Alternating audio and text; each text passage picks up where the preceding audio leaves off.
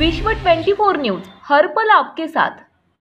नमस्कार, विश्व 24 news channel मध्ये आपल्या सर्वांचं सहर्ष स्वागत। निराधार कैलासवासी नारायण लक्ष्मण यनगुंडी यांच्यावर रुपेश कुमार भोसले यांनी केले अंत्यसंस्कार।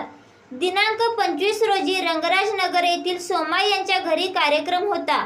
त्याच दिवशी जेवणासाठी त्यांच्या घराकडे कैलासवासी नारायण हे सोमा यांच्या घरी गेले। जेवण करत असताना त्यांची विचारपूस चालू होती।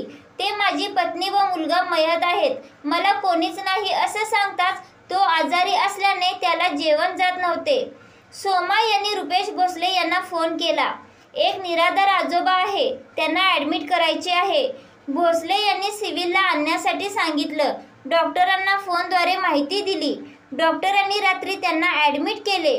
मी दुसऱ्या दिवशी लगेच त्या आजोबांना भेटलो व डॉक्टरांना भेटून त्यांची व्यवस्थित काळजी घेऊन औषध उपचार देण्यास विनंती केली।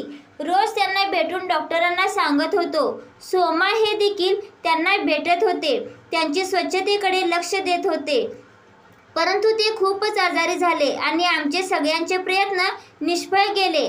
आज दुपारी ते आजोबा देवाघरी गेले आणि आज त्यांना पोलिसांना भेटून PM साठी दाखल केले। पोलिसांनी देखील त्यांची माहिती रुपेश कुमार भोसले व सोमा यांनी दिली। उद्यापर्यंत त्यांचे कोणी 3 पाहुणे येतील असे वाटले, पण त्यांचा नातू तेलंगणा येथे राहत आहे। त्यांनी फोन करून ही माहिती दिली। रुपेश भोसले व सोमा यांना त्यांनी सांगितले की तुम्ही या, आम्ही तुम्हाला सर्व खर्च देऊ, गाडी खर्च सुद्धा देऊ। पण त्यांनी माझी परिस्थिती नाही, मी येऊ शकत नाही, तुम्हीच अंत्यविधी करा असे त्यांच्या नातवांनी सांगितले। ही बाब रुपेश भोसले यांनी पोलिसांना दिली। पोलिसांनी त्यांच्या नंबरवर विचारपूस केली, परंतु ते येऊ शकत नाहीत असे सांगितलं। 3 दिवसानंतर आज दुपारी रुपेश कुमार भोसले व त्यांचे सहकारी मुरली सोमा व विकास काटवे यांचे सहकार्य लाभले। पोलिसांच्या परवानगीने मोदी स्मशानभूमी येथे हिंदू परंपरेने मयत अंत्यविधी केले।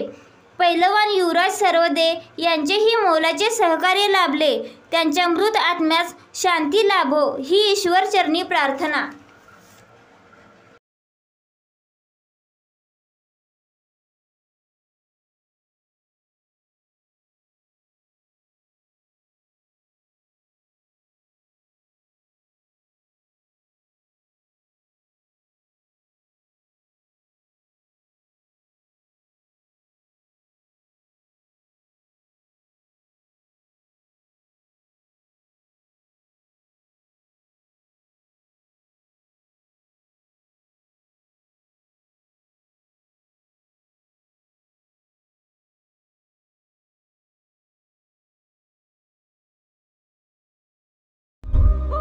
राज्यातील महत्त्वाच्या आणि आपल्या भागातील ताज्या बातम्या पाहण्यासाठी आजच आमच्या विश्व 24 न्यूज चॅनलला YouTube वर सबस्क्राइब करा आणि बेल आयकॉन प्रेस करा।